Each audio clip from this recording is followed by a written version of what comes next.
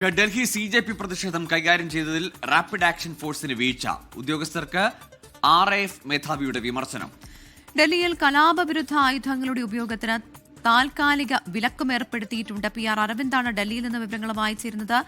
അരവിന്ദ്, ഏത് സാഹചര്യത്തിലാണ് ഇത്തരത്തിൽ വലിയ വിമർശനം വരുന്നത്? പ്രത്യേകിച്ച് ഈ വിദ്യാർത്ഥികളെ കൈകാര്യം ചെയ്തതിലുള്ള പ്രശ്നങ്ങൾ, വിദ്യാർത്ഥികളുടെ ഈ സമരവുമായി ബന്ധപ്പെട്ട പ്രതിഷേധം സംഘടിപ്പിച്ചപ്പോൾ അതിലൊക്കെ ഉദ്യോഗസ്ഥർ ഇടപെട്ടതിലാണോ മേധാവിയുടെ വിമർശനം വരുന്നത്? ഒപ്പം തന്നെ ഡൽഹിയിൽ കലാപവിരുദ്ധ ആയുധങ്ങളുടെ ഉപയോഗത്തിന് താൽക്കാലിക വിലക്കേർപ്പെടുത്തിയത് ഏത് സാഹചര്യത്തിലാണ്?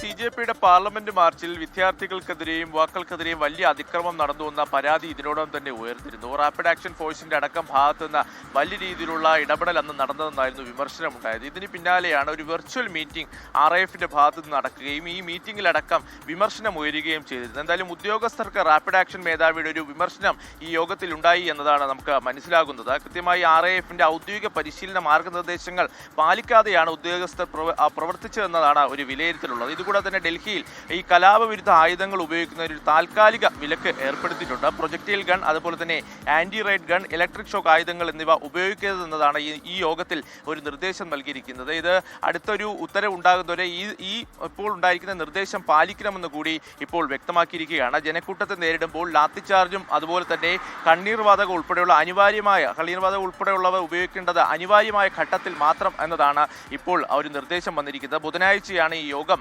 ചേർന്നിരിക്കുന്നത്. അതുമായി ബന്ധപ്പെട്ട വിവരങ്ങളാണ് ഈ ഘട്ടത്തിൽ ഇപ്പോൾ പുറത്തു വരുന്നത്. കാരണം വലിയ വിമർശനം പ്രതിപക്ഷ പാർട്ടികളുടെ ഭാഗത്തു നിന്നും അതോടൊപ്പം തന്നെ മറ്റ് യുവജന സംഘടനകളുടെ ഭാഗത്തു നിന്ന് അടക്കം ഉയരുന്നൊരു സാഹചര്യമുണ്ട്. കാരണം പെല്ലറ്റ് ആക്രമണം നടത്തിയെന്നും വിദ്യാർത്ഥികൾക്ക് നേരെ അമിതമായ ബലപ്രയോഗം RAFന്റെ ഭാഗത്ത് നിന്ന് അടക്കം ഉണ്ടായെന്ന വിമർശനം ശക്തമാകുമ്പോഴാണ് ഈ വിവരങ്ങൾ കൂടി പുറത്തു വരുന്നത്. എന്തായാലും കൃത്യമായ നിർദ്ദേശങ്ങൾ നൽകിയിട്ടുണ്ട്. അതുപോലെ തന്നെ ഒരു വിമർശനം കൂടി യോഗത്തിൽ ഉയർന്നു വന്നു. ഈ കലാപവിരുദ്ധ ആയുധങ്ങൾ ഉപയോഗിക്കുന്നതിന് ഒരു താൽക്കാലിക വിലക്ക് കൂടി ഇപ്പോൾ ഡൽഹിയിൽ ഏർപ്പെടുത്തിയിട്ടുണ്ട്.